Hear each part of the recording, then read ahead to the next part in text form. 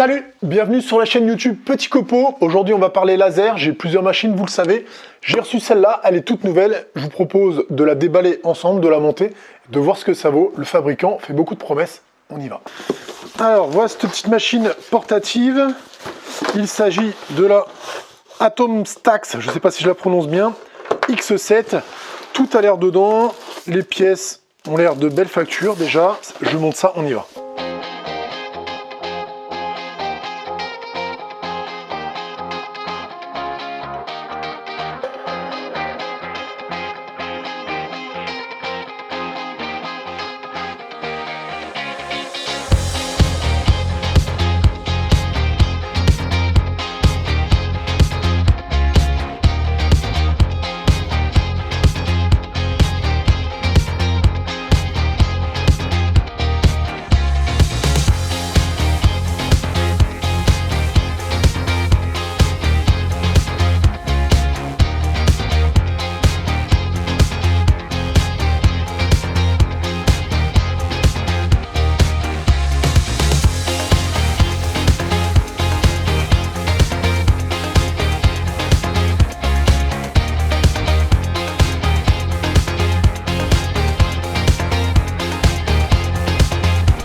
Écoute, voilà, c'est monté, j'ai mis à peu près 20 minutes, c'est vraiment pas grand chose, c'est pas compliqué. Bien sûr, j'ai utilisé le manuel en anglais alors qu'il y a une page en français, donc c'est beaucoup mieux. Toi tu le sauras, il reste plus qu'à allumer et bidouiller, voir si on peut graver un truc. Moi j'utilise directement Lightburn qui est un super logiciel. T'as une période d'essai, je crois que c'est gratuit et après ça doit être payant. Mais c'est pas très cher, je le recommande vraiment parce qu'il est top. Donc phase numéro 2, essayer de le mettre en route, voir comment ça se passe, est-ce qu'il vient bien sur la butée de fin de course et aller faire un petit programme sur Lightburn pour voir ce que ça donne.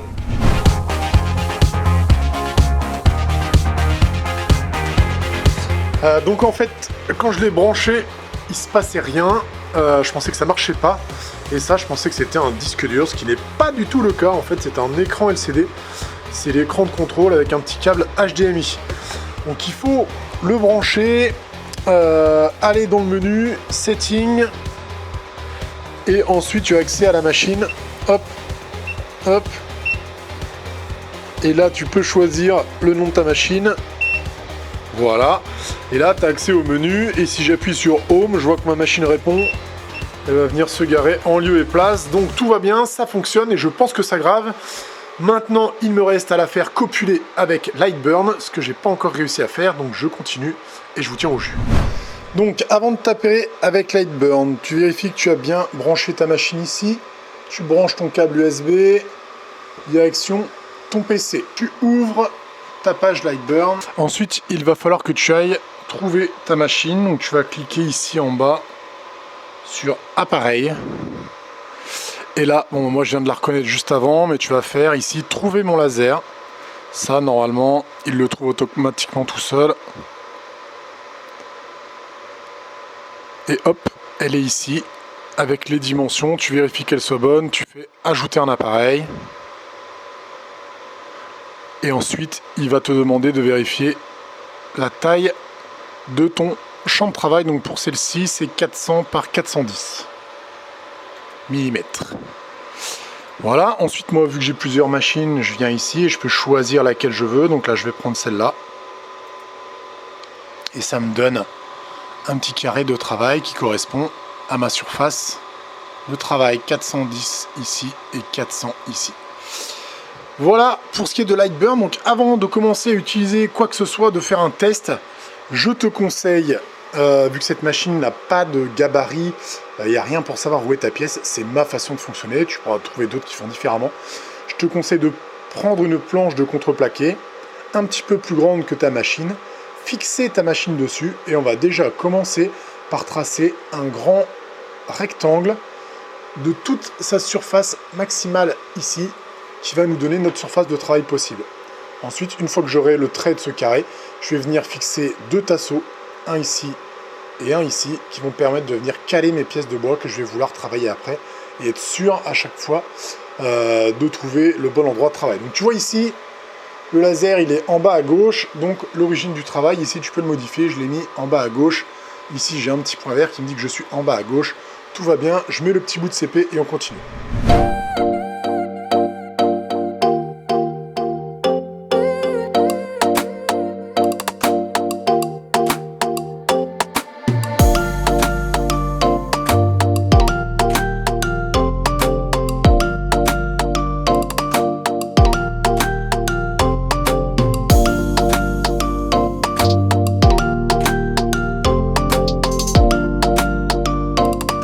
Alors voilà notre machine qui est prête à fonctionner, qui est sur son petit socle en bois, qui est branchée. Ici maintenant nous allons régler la focale. Petite innovation chez Aton Smack, je ne sais pas trop comment on prononce, mais eux donc ils ont caché le laser, si tu vois ici, à l'intérieur du cache, ce qui fait que en fait tu as une focale qui est que de 2 mm, il faut utiliser la petite pièce qui est livrée avec la machine. Et ce qui fait que le faisceau en lui-même, la luminosité du laser est cachée et donc ça te protège les yeux. Donc c'est pas mal. Donc tu as juste à l'enclencher comme ça. La partie de la surface de travail, c'est celle-ci qu'on veut travailler là pour la première fois. Donc je pose mon boîtier sur ma cale en bois, je serre la vis, j'enlève ma cale et voilà mon laser qui est réglé à la bonne focale. Ok? Donc on y va, j'allume la machine. Premier travail que je vais faire, elle vient toute seule se mettre à la niche, ça c'est absolument parfait. Nous y voilà, donc avec la surface de travail, l'écran et voilà, c'est filmé avec le téléphone, mais tu vas quand même pouvoir voir le truc. Donc je vais simplement prendre l'outil carré ici, faire un carré, venir, enfin du coup c'est un rectangle, lui donner les dimensions voulues, donc en largeur 400, et en hauteur 410. Ok, donc si tu as bien compris, ça correspond exactement à la surface de travail de ma machine. Échappe pour sortir de l'outil. Encore, voilà, je sélectionne mon outil. Ici, j'ai un petit truc qui me permet de centrer, c'est super pratique, super bien. Là, il va aller directement en bas à gauche. Hop, et c'est pas dans le bon sens.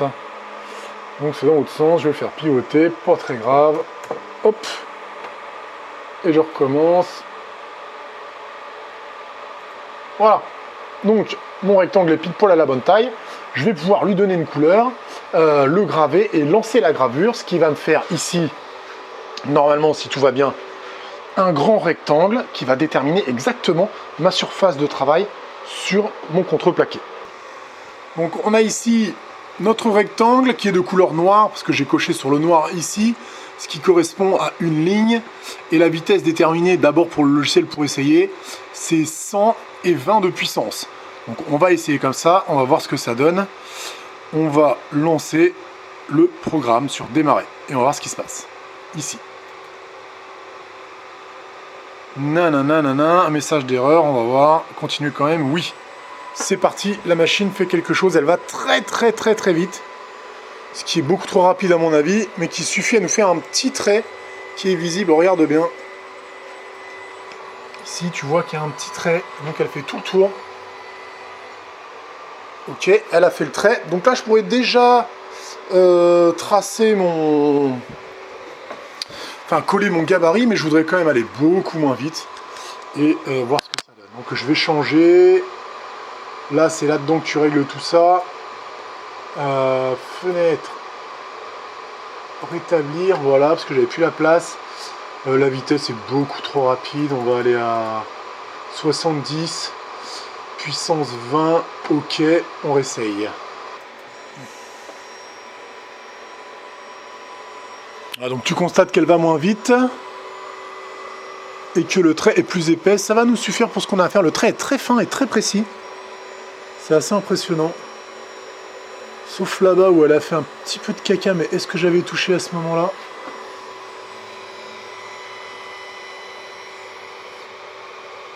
Ok, parfait. Donc je vais aller me découper 2 petites lattes de CP et je vais venir les fixer tout simplement ici et ici. Donc là, si je veux déplacer ma tête, j'utilise le petit écran qui est là. Et là, en appuyant sur les petites flèches,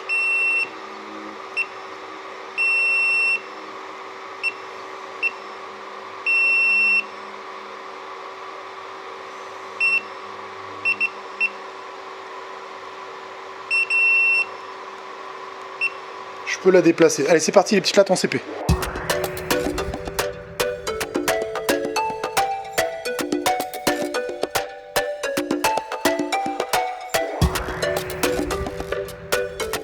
Et bien voilà, écoute, j'ai mis mes 2 petits tasseaux ici qui vont me servir de référence. Tu vois, je viens de poser une équerre dessus, l'écourage est absolument correct, plus que correct, il est même parfait, donc c'est très bien. Et on va pouvoir commencer à jouer et faire Mumus. Dans un premier temps, je vais essayer une petite gravure un peu gadget, simple, un rond, un carré rempli.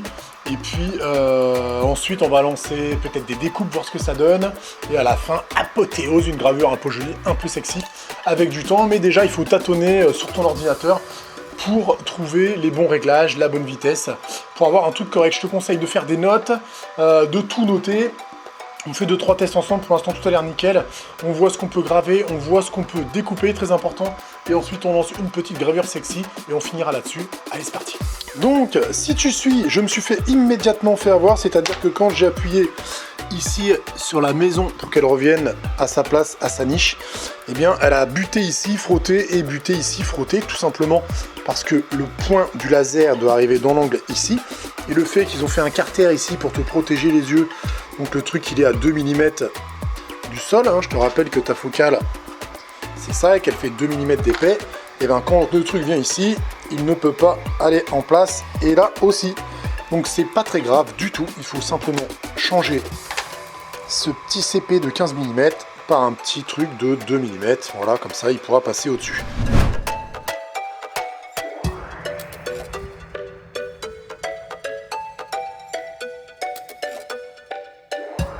Donc bah écoute, ça marche nickel, regarde là c'est mon 2e test, je vais te montrer le premier. Ça a découpé parfaitement du CP qui doit faire 2 mm et demi. Par contre j'arrivais pas à faire des ronds jolis, donc je me suis dit il y a un problème, voilà, tu vois, ça fait le point. En fait c'était que mes 2 courroies ici, elles étaient pas tendues. Donc dès que je les ai retendues, j'ai refait un test. Découpe en 2 passes absolument parfaite et nickel. Le remplissage nickel, j'ai fait quelques petits réglages, mon écriture. Je vais te montrer ce que j'ai mis en réglage, mais bon, c'est à prendre au conditionnel sur chaque machine, chaque matériau, c'est différent. Pour le remplissage, là, je suis à vitesse 30, et moi, c'est des millimètres secondes. Hein. Fais attention, c'est pas forcément la même unité. Puissance 40. Pour mes lignes, je suis à 10 mm secondes, puissance 30, tout ça tu peux le modifier. Et pour la coupe, vitesse 9 mm secondes, 90 de puissance, 2 passes, ça suffit largement. Ça va en être tout pour aujourd'hui.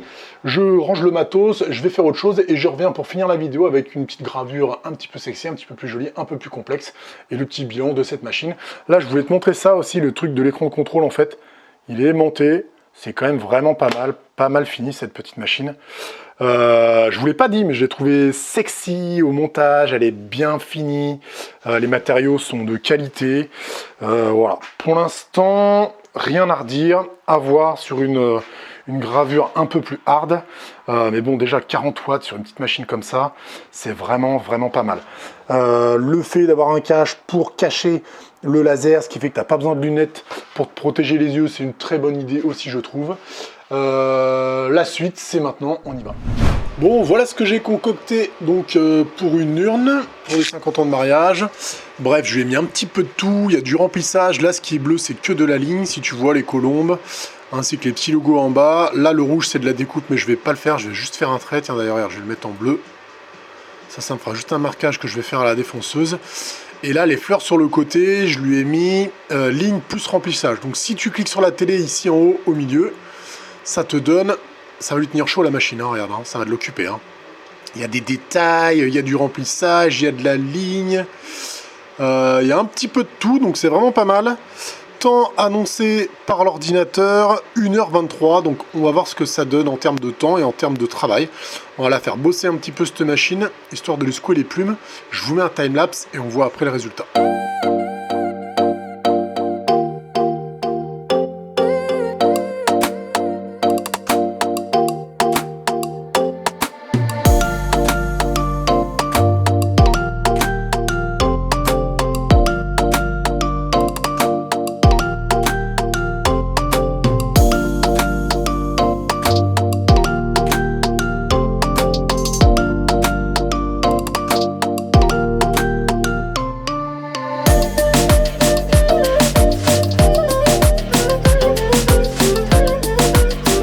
La gravure est terminée, ça a bien mis 2h30, hein, et je pense que j'aurais pu aller beaucoup plus vite sur la vitesse de progression de la machine.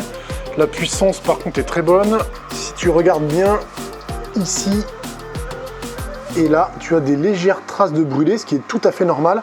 Avant, pour enlever ça, je ponçais très légèrement et ça s'enlevait comme il fallait avec un coup de soufflette. Depuis, j'ai une toute nouvelle technique. J'utilise du vinaigre blanc avec une petite chiffonnette, t'en passes un petit coup dessus et ça s'enlève tout seul, c'est magique. C'est Patrick Algrin qui m'a donné ce tuyau. Patrick Algrin, c'est la chaîne YouTube que tu dois suivre si tu t'intéresses à la gravure laser. Tu vas apprendre plein de trucs avec lui, il est ultra pédagogue, je bafouille mais je l'aime beaucoup et je lui fais des gros bisous. Je te montre tout de suite ce que ça donne avec le produit. Ça coûte 0 et c'est ultra efficace, regarde bien. C'est un peu comme de la magie, tu vois la magie? Voilà, donc là si tu vois, il n'y a plus du tout de traces de brûlé, la gravure est parfaite, les détails sont tout à fait corrects. Donc pour cette machine, c'est validé. Donc voilà pour ce qui est du test de cette machine. Écoute, je l'ai montée très facilement, j'ai fait aucun réglage, c'est d'équerre tout de suite, les assemblages sont de bonne facture, tu le sens, c'est tout à fait correct. Le petit écran LCD ici qui s'aimante, ça apporte un petit truc en plus, sachant que si tu utilises Lightburn, tu n'en as pas besoin parce que tu peux tout commander de ton PC. Mais sinon, imaginons que tu mettes des fichiers ou qu'on te passe un fichier que tu mets sur une carte SD. Tu vois, là, il y a un port micro SD juste ici. Eh bien, tu peux le lire directement via ton écran de commande et lancer ta machine. Les plus de cette machine, pour moi, c'est clairement la petite coque, le truc qui protège le faisceau lumineux qui pourrait te cramer les yeux. Ça, c'est vraiment une belle innovation qui est finalement toute conne, mais il fallait y penser. La puissance de cette machine, 40 watts. C'est carrément hallucinant. La surface de travail est vraiment très correcte. 400 par 410, je te le rappelle.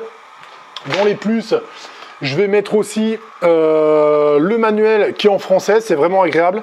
Donc j'ai vu que tu pouvais utiliser Lightburn, ça je t'en ai parlé, mais c'est payant. Mais c'est un logiciel qui est vraiment exceptionnel que je te conseille. J'ai vu aussi qu'ils avaient leur petit logiciel à eux. Ils expliquent exactement comment s'en servir là-dedans.